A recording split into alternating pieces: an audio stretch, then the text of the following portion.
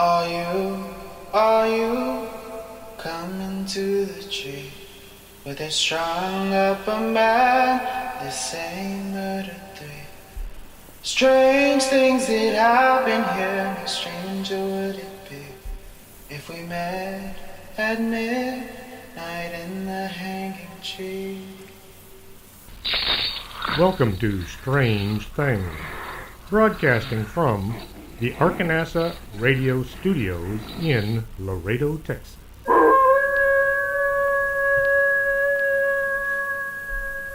And welcome to the show. I'm your host, Chris James. I'm hoping the cats will stay off the mixer today. One is sitting on the couch giving me an evil look.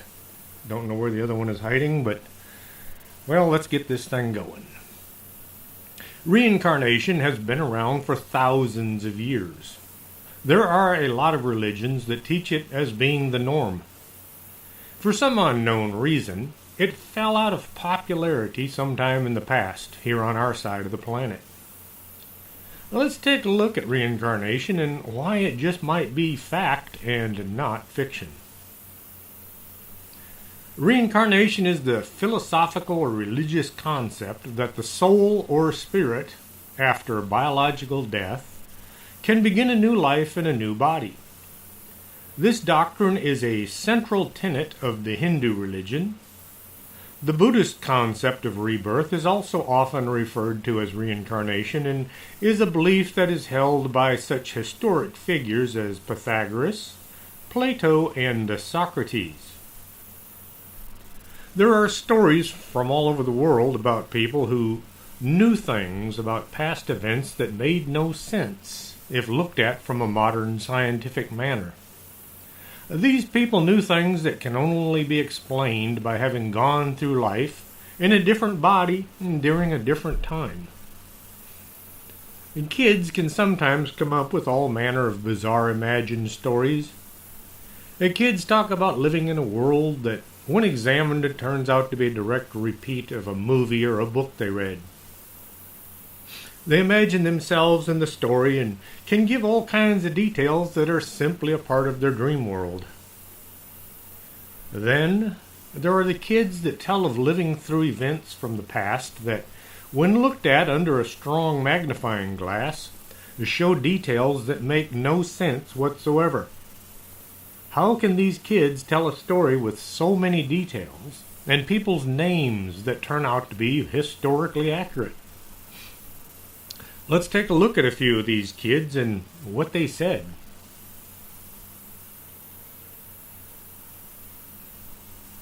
In the Hindu religion, reincarnation is considered to be a fact. This is why a body will be burned and the ashes thrown into a river.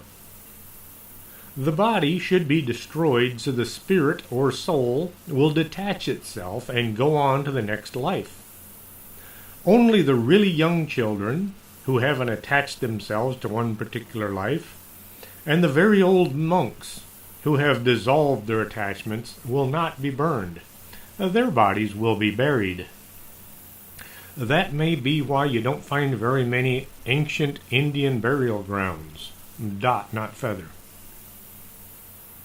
I've talked to lots of folks from India. They tell me the main dialect in India is Hindi. There are also many other languages spoken throughout the country. I don't speak Hindi, so if I mispronounce a few names, just go with it. Silva Thusita was born in 1982 in southwest Sri Lanka. They moved to Panadera, which is about 18 miles south of Colombo, the capital of Sri Lanka. Her family moved after the death of her father. At the age of 2, Thusita started talking about her former life in a town of Ankorisa. She said she had fallen from a ratty suspension bridge into the river and had drowned. She said she was married and that she was pregnant at the time of her death. She described many other details concerning her previous life and some of her former belongings. She said she had a yellow bicycle. She also said she worked in a hospital. Thusita's mother said that her daughter was afraid of bridges and would refuse to cross them, especially suspension bridges. Living in this part of India, this could be a problem. Correction, not India, Sri Lanka. Thusita's family had never had contact with anybody from Ankarisa. Her brother traveled there, trying to look into the stories his sister was telling.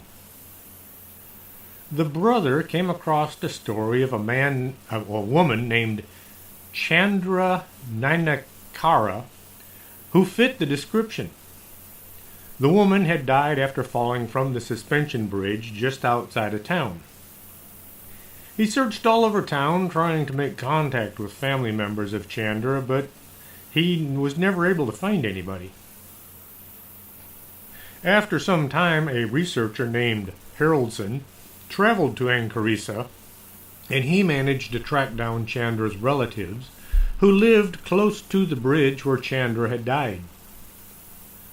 According to the story told by Chandra's husband, they had been crossing the bridge when Chandra stepped on a rotten board. It broke and she fell into the water below. The river was flowing at a fast pace and Chandra was pulled under before her husband could save her. Her body was pulled from the water quite a ways downriver, and a few days later. It did turn out that the bicycle owned by Chandra was not actually yellow, it was black. That and a few minor details did not match up. But most of the things Thusita had said turned out to be accurate. Chandra's husband said his wife had been 7 months pregnant at the time of the accident. Haraldson asked the family if he could take Thusita to Akarisa so she could see the place and maybe come up with some more memories, but her brother objected to this idea.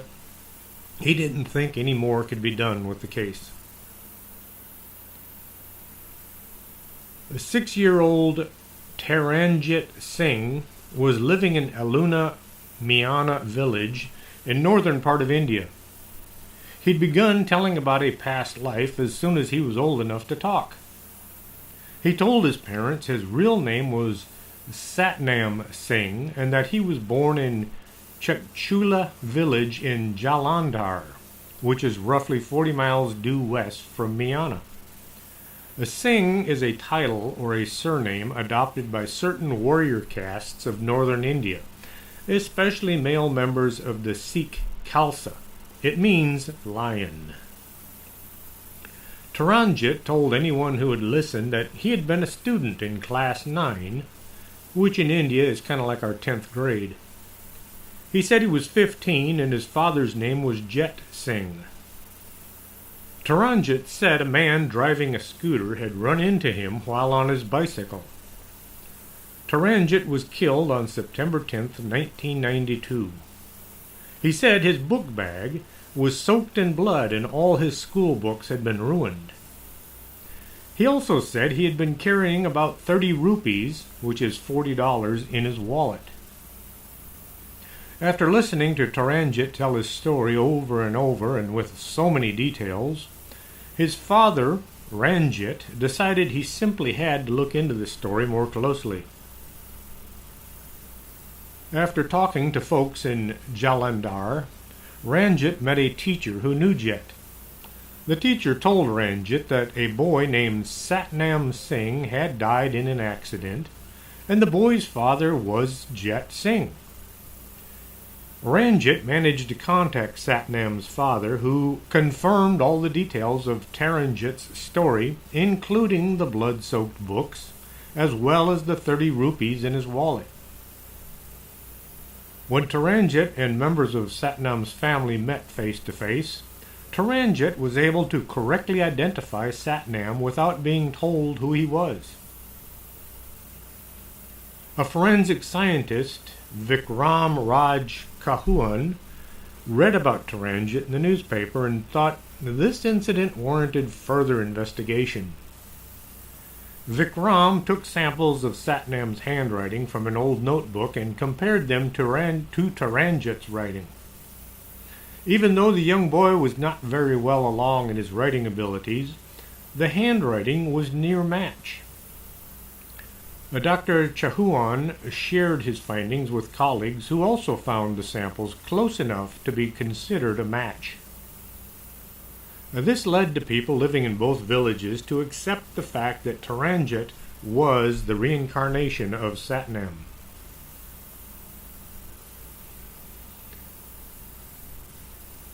Shanti Devi of Delhi, India, was born in 1926. She was barely able to talk until she was 4 years old. Then she talked about things a 4-year-old shouldn't have had any knowledge of. She insisted she had lived with her husband and son in a town called Mathura. She gave many details of her life as a mother and wife. She said she had died 10 days after giving birth. A teacher in Devi's school heard the stories Devi was telling, and he became intrigued. He asked about her former husband and wanted to know his name. Devi said her former husband was named Pandit Kendarnath Chaub. The teacher did some research and found a man by this name who lived in Mathura and wrote him a letter.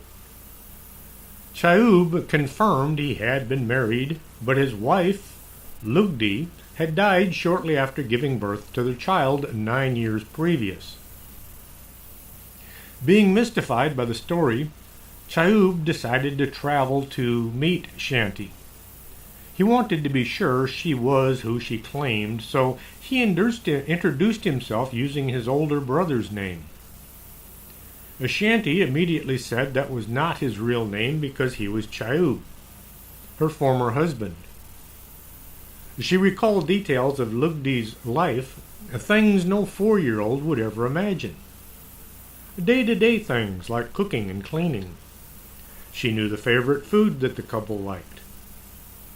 When Devi learned Chaub had remarried, she said he had promised her in the past life he would never marry again, no matter what. Mohandas Karamchand Gandhi, also known as Mahatma Gandhi, was an Indian activist who was the leader of the Indian independence movement against British rule. He insisted on only non-violent civil disobedience. Sounds exactly like Martin Luther King. Gandhi led India to independence and inspired movements for civil rights and freedom across the world. The honorific Mahatma was given to him in South Africa in 1914. Today it is used worldwide as a title of a person regarded with reverence or a holy person or sage. In India, Gandhi is known as the father of the nation. Did you see the movie Gandhi? The main character was played by Ben Kingsley. When Ben Kingsley was born, his name was Krishna Pandit Banji. He was actually Indian, a dot, not feather. Mahatma Gandhi heard about Devi and her memories of her past life. Gandhi arranged for a group of scholars to look into her story and write down all the details she could tell. Everything the young girl said was proven to be a fact. Gandhi met with Devi and set up a committee of 15 people to evaluate her claims. The committee could not debunk any of her story. It looks like the reincarnation really happened. How else could you explain this girl knowing so much about somebody else's past life? Ravi Shankar of India was born with a long birthmark that looked like a stripe running across his neck. When he was first able to speak, he said the birthmark was a remnant from his past life when he had been murdered. Ravi said that a washerman and a barber lured him away from home one day, claiming to be playing a game. They then took him to a river and cut his throat in some kind of a ritual slaying, and they buried the body in the sand. As the news of Shankar's memory spread, a man named Jangeshwar Prasad heard the story. Prasad's 4-year-old son had been murdered in the fashion Shankar described. Prasad eventually met Shankar, who immediately recognized him as his father and recalled several accurate details of his past life. Unfortunately, Shankar's current father became fearful of his son's relationship with Prasad, thinking this stranger might try to lure his son away. He limited Shankar's contact with Prasad so the two wouldn't grow too close. The real father tried to get Shankar to stop talking about his past life so as to not focus on a different family. The murder investigation was never reopened, and Shankar gradually ceased sharing his past life memories. No one was ever convicted of murdering Prasad's son. I wonder, if Shankar was able to identify his murderers, would the authorities have been able to get a conviction? This would never hold up in court here, but in a country where reincarnation is accepted, it just might have worked. Now, these cases had all taken place on the other side of the planet, in countries where reincarnation is accepted as being a fact. How about the rest of the world? Well, let's take a look at a few other cases from other countries. Hanan was born in Lebanon in the mid-1930s. When she was 20, she married Farouk Mansour, a member of a well-to-do Lebanese family. The couple had 2 daughters named Layla and Galari. Hanan had a brother named Nabi, who became prominent in Lebanese society, but he died in a plane crash at an early age. After the birth of her second daughter, Hanan began to develop a heart problem. Her doctors advised her to not have any more children. Not heeding the warning, Hanan had a third child, a son, in 1962. By 1963, shortly after the death of her brother, Hanan's health started to deteriorate. She then started to talk about dying. Farouk, Hanan's husband, said that Hannah told him she was going to be reincarnated and she would have lots to say about her previous life. This was just 2 years before her death. At the age of 36, Hanan traveled to Richmond, Virginia, where she was going to have heart surgery. She tried to make a telephone call to her daughter, Layla, before the operation, but was unable to get through. Hanan died of complications the next day after the surgery. 10 days after Hanan died, Suzanne Ghanem was born. Suzanne's mother said shortly before Suzanne's birth, "I dreamed I was going to have a baby girl. I met a woman and kissed and hugged her. She said, 'I am going to come to you.' The woman was about 40. Later, when I saw Hanan's picture, I thought it looked like the woman from my dream." Suzanne Ghanem's mother had dreamt that she was going to have a child the appearance of Hanan Mansour, and this dream became a reality. At 16 months of age, Suzanne pulled the phone off the hook as if she was trying to talk to someone. She kept saying, "Hello, Layla," over and over. The family didn't know Layla. No one in the family had that name, and neither did any of their friends. As she got older, Suzanne explained that Layla was one of her children and that she was not Suzanne but Hanan. The family asked what her last name was. Suzanne replied, "My head is still small. Wait until it is bigger and I might tell you." By the time she was 2, Suzanne had come up with the name of Hunan's other children, her husband Farouk, the names of her parents and her brothers from the previous life. She told of 13 names of this different family. The friends and family pitched in to try to locate Suzanne's past life family. Some folks, more like acquaintances of the Ganams, were asking around in town where the Mansours lived if anybody knew the family. When the Mansours heard about the young girl who claimed to be their dead relative, they visited Suzanne. At first the Mansours were skeptical about the girl's claims. They were just kind of humoring her more than anything, and they only visited to put the claims away as being unfounded. They soon became believers when Suzanne identified all of Hunan's relatives, picking them out and naming them accurately. Suzanne also knew that Hunan had given her jewels to her brother, Hercule, in Virginia prior to her heart surgery, and that Hunan instructed her brother to divide the jewelry among her daughters.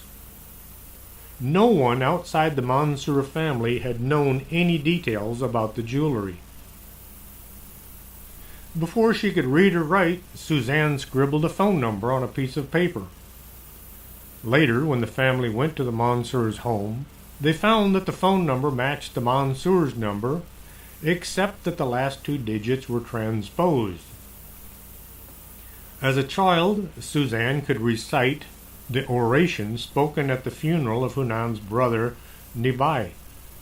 Suzanne's family taped the recitation, but unfortunately they've lost the tape over the years. At 5 years of age, Suzanne would call Farouk 3 times a day. When Suzanne visited Farouk, she would sit on his lap and rest her head against his chest. At 25 years of age, Suzanne was still telephoning Farouk.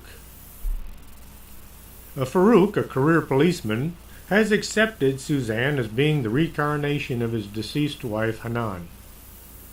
To support this conclusion, Farouk points out that from photographs, Suzanne accurately picked out scores of people they had been acquainted with and knew other information that only Hanan would have known.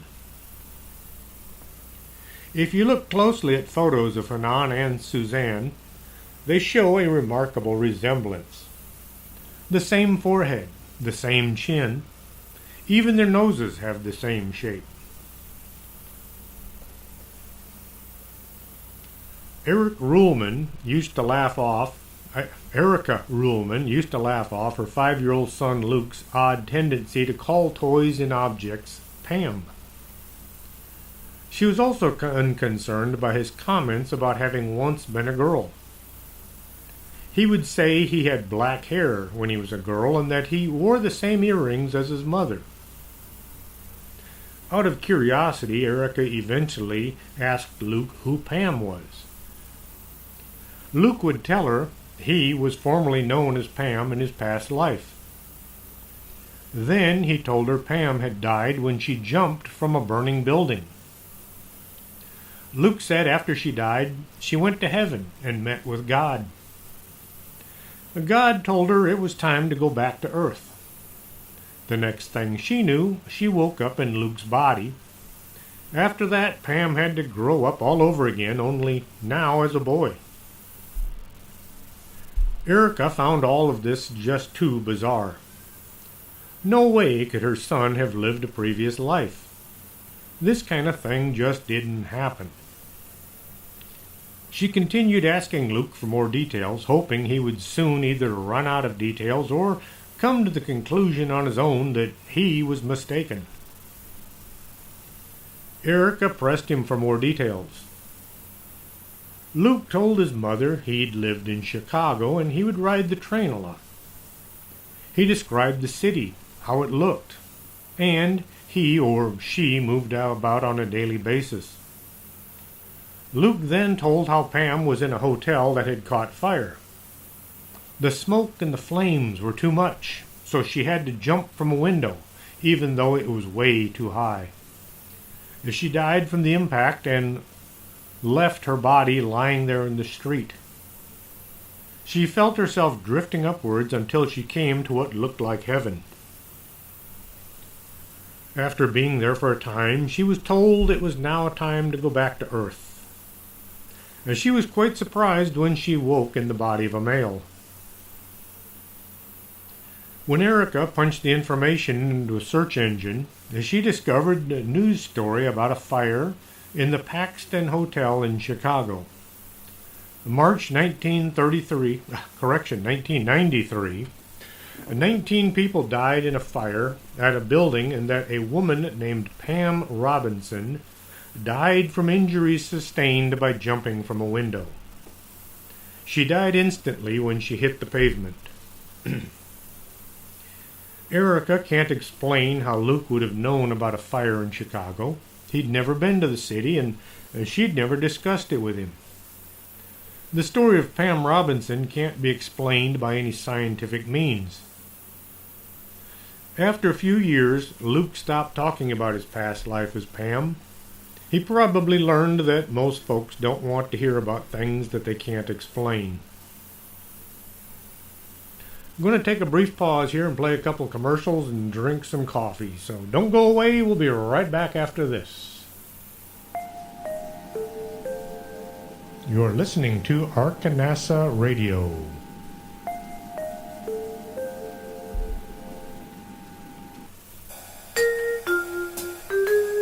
Makeup isn't something you want to just smear on and hope for the best. You might come out looking like Lon Chaney. Call Lourdes James, independent beauty consultant, and get a free makeover to see how makeup should be done. 956-723-3019.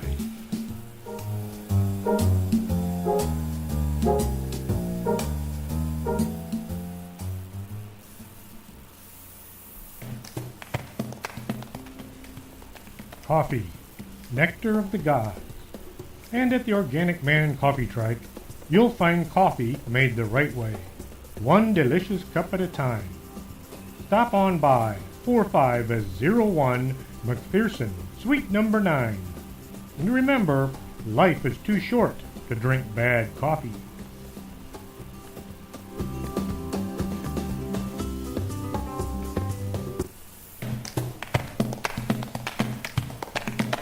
Did you go out UFO hunting and couldn't focus on the sky?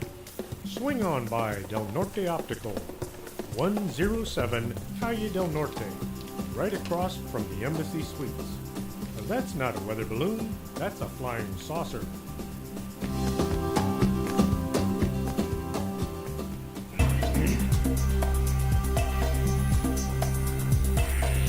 Did you hear a bump in the night and you think it just might be a ghost?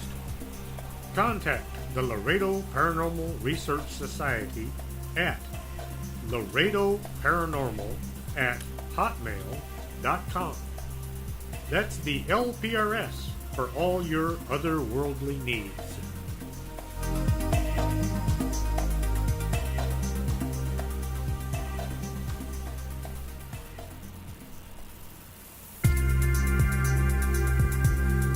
This is Arkanasa Radio you've been listening to.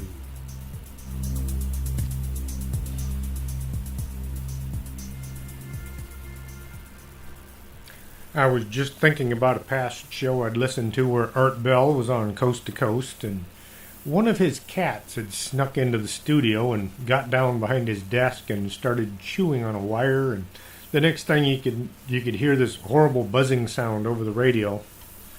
I'm glad I'm not the only one that has had difficulties with cats in the studio.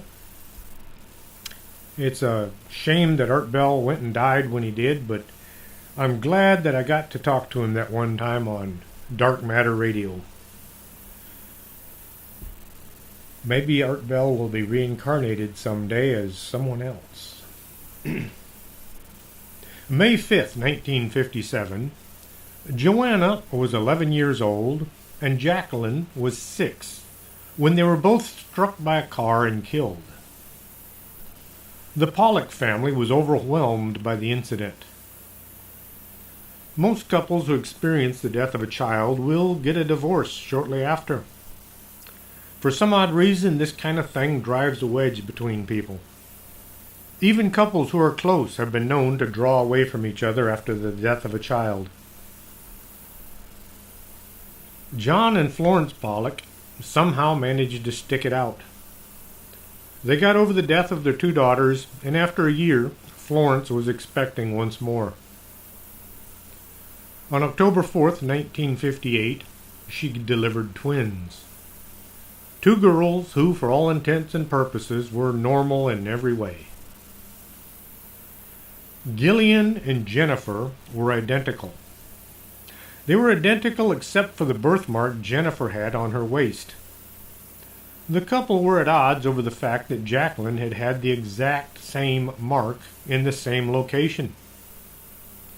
The young girl also had a mark on her forehead that looked very much like a mark Jacqueline had had in the same place.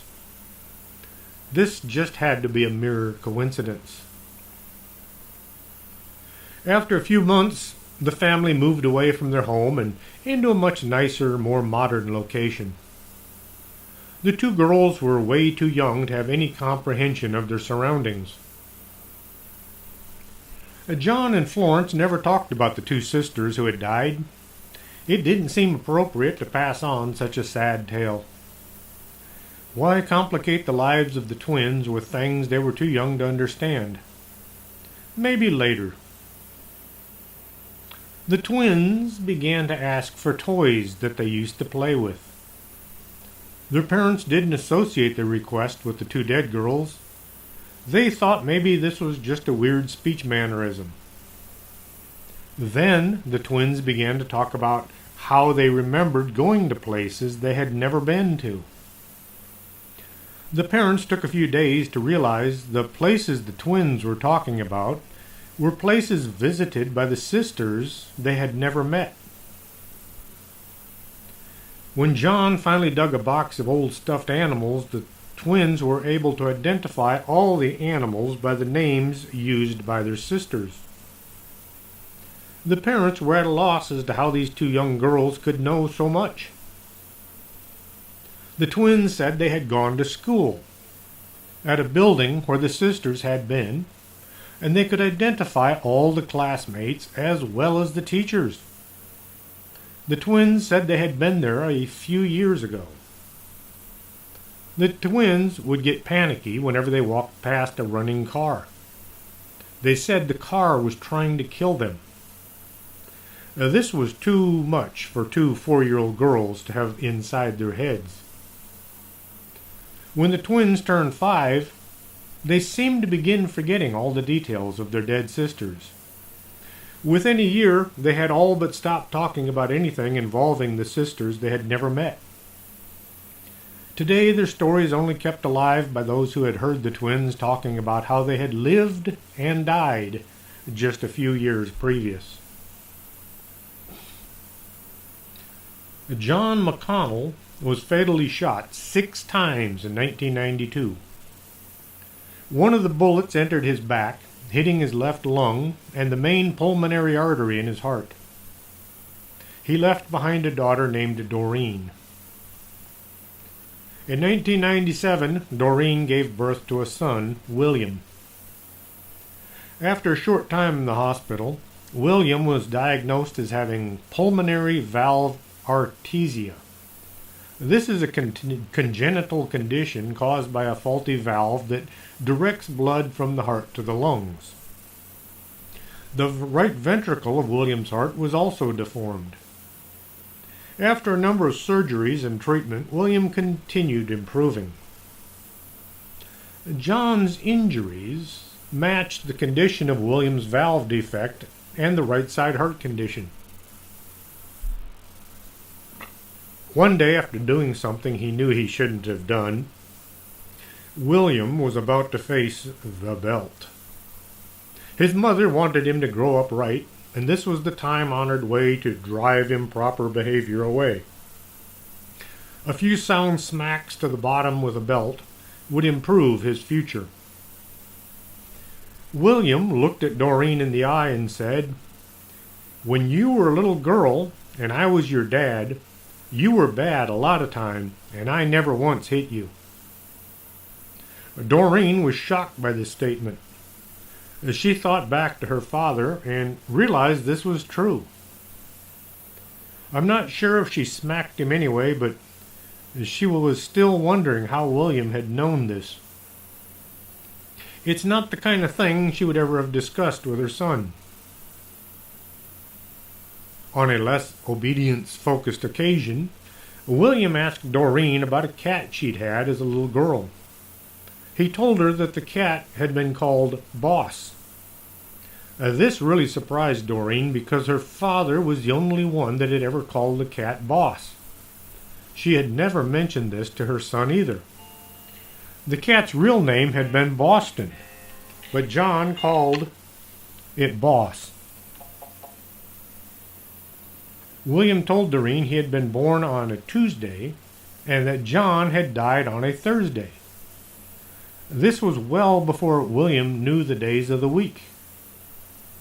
William said God had sent him back to be with his family.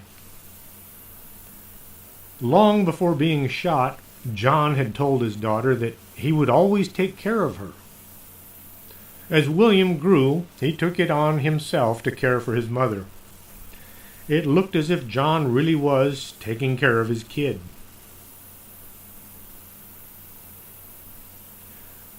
James Leninger of Louisiana began talking about aviation when he was 2 years old. His parents knew nothing about the subject, so when their little boy started displaying such an extensive knowledge of planes, they looked into his descriptions to see if he was accurate or not.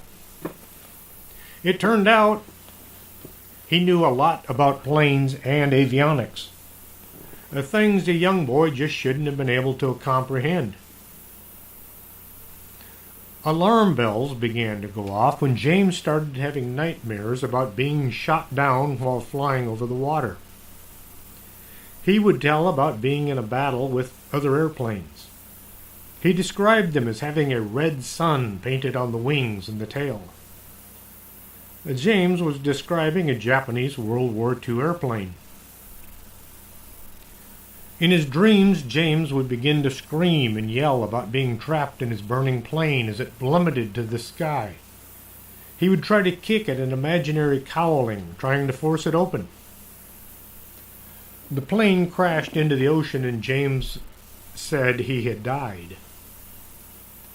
These dreams were so vivid, James would awake with a look of horror on his face, having just witnessed his own death. What a thing for a young boy to go through. Andrea, James's mother, said that he would scream at the top of his lungs, that his airplane was on fire, and he couldn't get out. James would kick and point at the ceiling as if trying to escape from something, like a plane's cockpit. After a while, James began talking about having been Lieutenant James McCready Houston, who was a World War II fighter pilot from Pennsylvania. Lieutenant Houston had been a World War II pilot shot down over Iwo Jima in 1945. Now it looked as if he'd returned 50 years later and was occupying the dreams of an 8-year-old.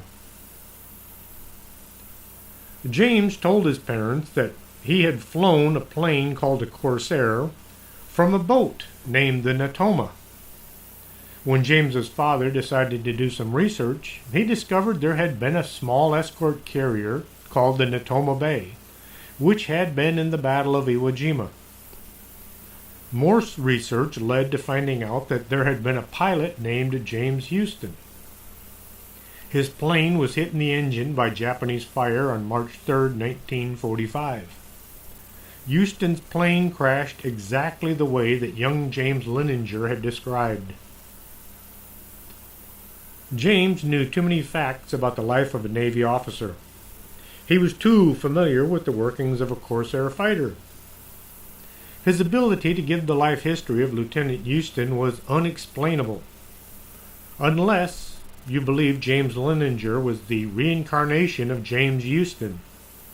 and no other explanation works. Carl Eden was born December 29, 1972 in Middlesbrough, England. His folks were James and Valerie Eden. The Edens belonged to the Church of England, and they were Christians who did not believe in reincarnation. They were baffled by statements made by Carl regarding his being a German bomber pilot, which to them was just their son's over-vivid imagination. Now, Carl said he'd been a German bomber pilot, and he crashed his plane through a window, and he had been severely injured. He said his leg was amputated. This was a really weird thing to say because Carl had a birthmark on his leg that was right where the pilot had been injured. Now, Carl's family all had dark brown hair and brown eyes. Now, Carl had blonde hair and blue eyes. He even looked German. Even at an early age, Carl was always kept his room very neat. He made his bed first thing every morning, and his toys were always put away before bedtime. His father, James Eden, was a bus driver. Despite his belief there was nothing to it, he became the first investigator of the reincarnation case. World War II had been over for 27 years. Not all that long. The people living in England still had many reminders of the time when Germany tried to wipe them off the face of the earth. Nightly bombing raids had affected everyone. The people had been forced to sleep on subway platforms in an effort to survive. The families still talked about those that had lost their lives to some German bomber that indiscriminately dumped explosives all over the country. Work crews were still digging up unexploded bombs in various locations. The kids being kids, they would play army in any empty lot they could find. Everybody wanted to be a British soldier. It was hard to find anybody willing to be a German. After all, they were the bad guys. Carl Eden always wanted to be the German. Carl's knowledge of Nazi symbols and German aircraft was not something learned in their normal means. True, a lot of people were fascinated by all things German. Nazi paraphernalia was to be found in just about any antique store. At the age of 3, Carl was able to identify German aircraft by manufacturer, type, armament, and crew. He could quote how fast they could fly and how far they could go on a tank of fuel. Carl could also identify German insignias. He would draw detailed pictures of German insignias and then he'd tell exactly what they were. I've looked into German military for about 45 to 50 years.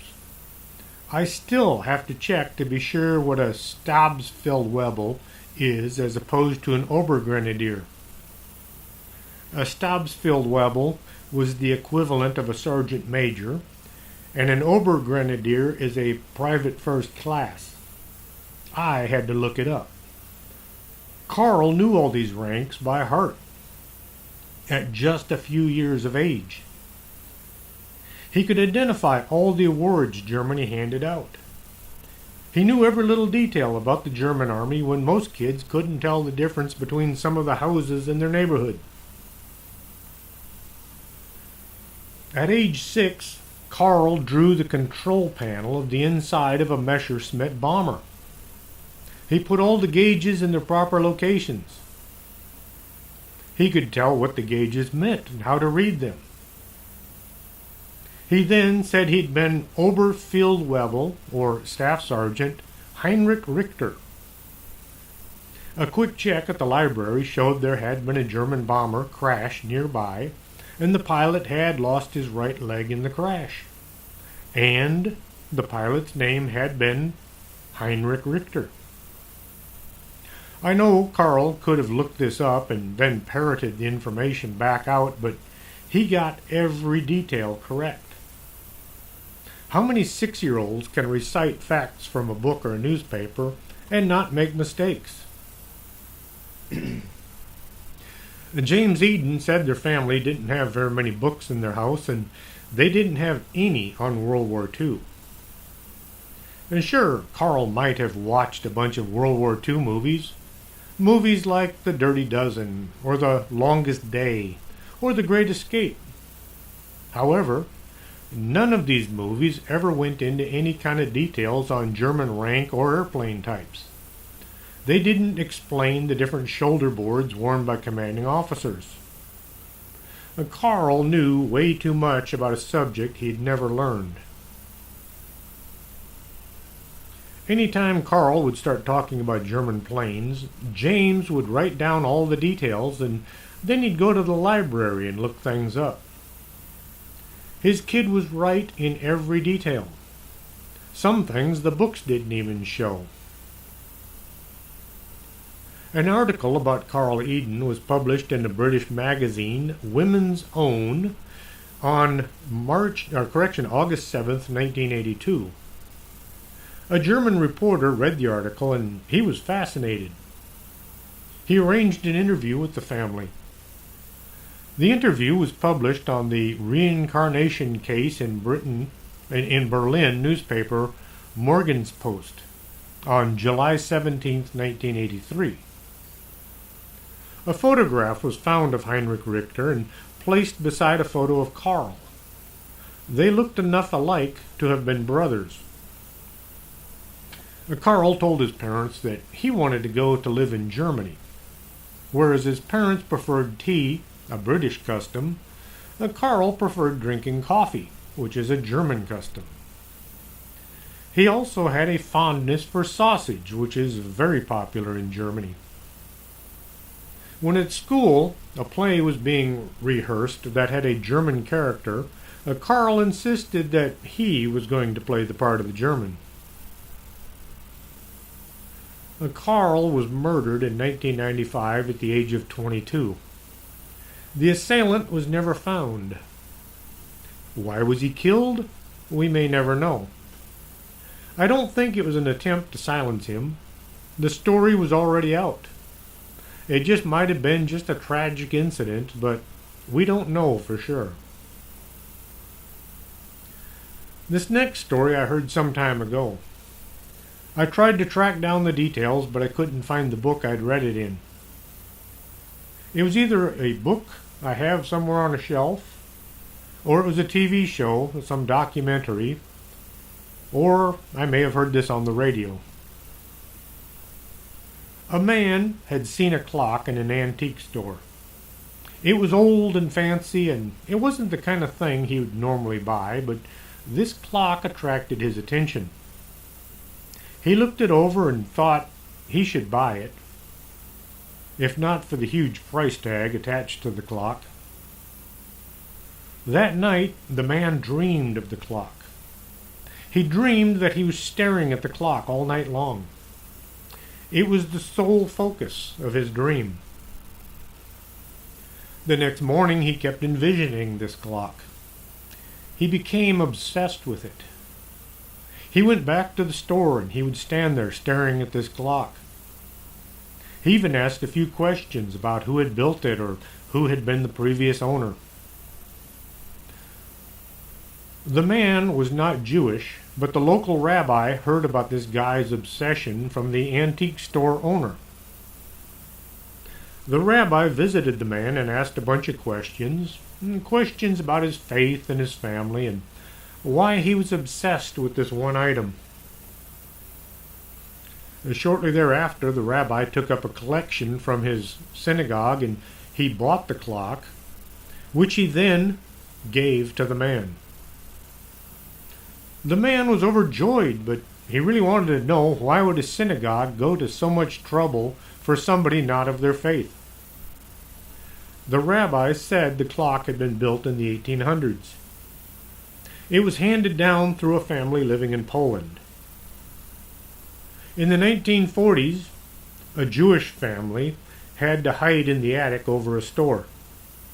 They were hiding from the Nazis who were rounding up all Jews and taking them away to the death camps. The family had to sit there all day, not making a sound, until 5 in the evening.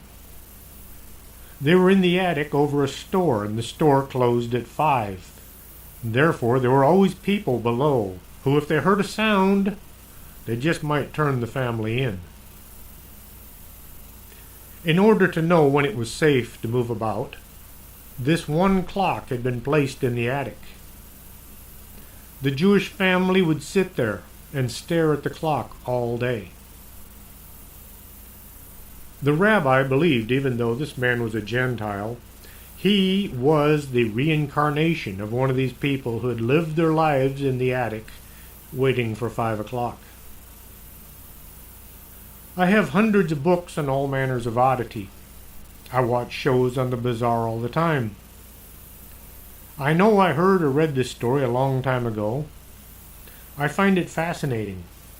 I wish I could have honed up on the details, but I can't find the original story anywhere. Once more, the skeptics will say this is impossible because, well, it's just too fantastic. In other words, it's not true because they don't want it to be true. The scientists are supposed to look into things they don't understand so we might have a better understanding of the world. Instead, they spend their time trying to prove their pet theories and ignore anything that doesn't fit inside their neat little world. There are literally thousands of stories of reincarnation. General George Patton said he was the reincarnation of a Carthaginian general, Hannibal. Edgar Cayce said he was the reincarnation of an Atlantean priest. Furthermore, the ARE, the EdgarCayce.org Foundation, the research facility Cayce had established, receives so many letters from people who think they're the reincarnation of Edgar Cayce. They have a standard form letter they send out to the claimants.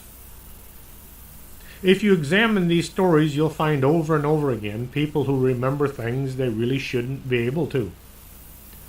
How can kids have such a vast knowledge of the workings of an airplane? How can others recognize classmates they've never met?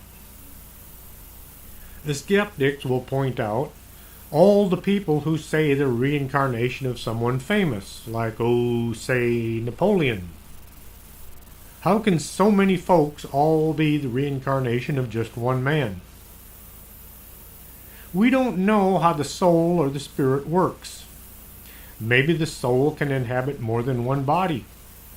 Maybe a lot of folks claiming to be Napoleon are just saying they're him from another life because the past life they had was dull. Or maybe it was somebody that dressed like the Emperor of Europe, and so they just assume it was him. The same can be said of Cleopatra. Either her soul has split into many souls, and small fragments show up in many bodies. What with her being a very colorful person, maybe one body just isn't big enough. Or maybe the folks claiming to be Cleopatra have grabbed the wrong name. There aren't any photos to go by, and any woman dressed like an Egyptian queen would be quickly associated with the most famous Egyptian lady in history. And just what would Cleopatra look like? Egyptian, maybe? Probably not. Cleopatra the Cleopatra the Seventh, Philopator. Cleopatra the Seventh, Philopator, was Greek. She was born on August 10th or 12th, 30 BC, or 30 years before Christ. She wasn't even the first woman to go by that name. 6 of her ancestors were also named Cleopatra. So yes, a lot of people can be the reincarnation of Cleopatra. The next argument against reincarnation is why we never hear about people being reincarnated from lowly workers or farmers. Doing the day-to-day work of a laborer might not have been a big impact on a translocating soul. Try to remember some menial job you did 10 years ago. Not just having done it, but remember the details. I, for one, think the possibility of reincarnation makes more sense than that we all descended from apes. The theory of evolution is just that, a theory. Absolutely no proof of it ever happened.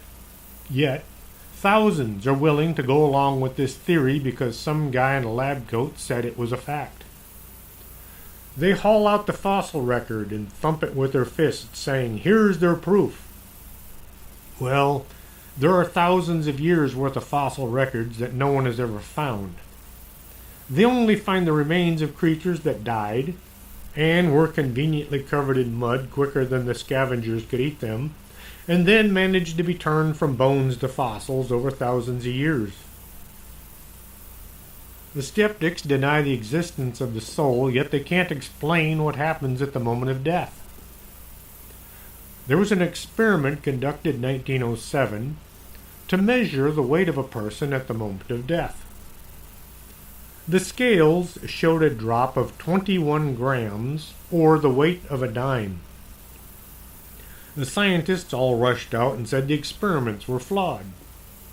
They didn't want to accept the results because then they would have to accept the possibility of there being a God and heaven and a lot of other things they refused to accept. Well, that wasn't the only time someone tried weighing a dying person.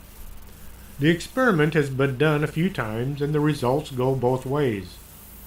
Sometimes there's a loss of weight, and other times not. Some will tell you it's all just chemicals changing in the body as they expire, while others will say the soul has left the body and that this is the proof. The whole "how much does a soul weigh" is a moot point if you accept the idea that maybe the soul is weightless. How much does a ghost weigh? How do you weigh a helium balloon? The folks can run around trying to prove or disprove the existence of a soul and whether it can move into another person for the next few hundred years, and they're never going to convince the skeptics of the possibility of life after death. I wonder what the skeptics have to look forward to in the next few hundred years. I hope you enjoyed tonight's show. If you did, tell your friends. If not, don't tell anyone. The archives can be found at strangethings.podomatic.com, and you can write to me at strangethings@arkanasa.com. Watcher 1000 wrote in asking me to do a few shows. I will start working on it right away. I just have to decide if I'm going to be talking about the gold that is not at Fort Knox or the Voynich manuscript. Now I just have to decide which one of the many suggestions I'm going to talk about. Thank you, Watcher 1000, for your ideas. It helps out a lot. Until next week, this is Chris James.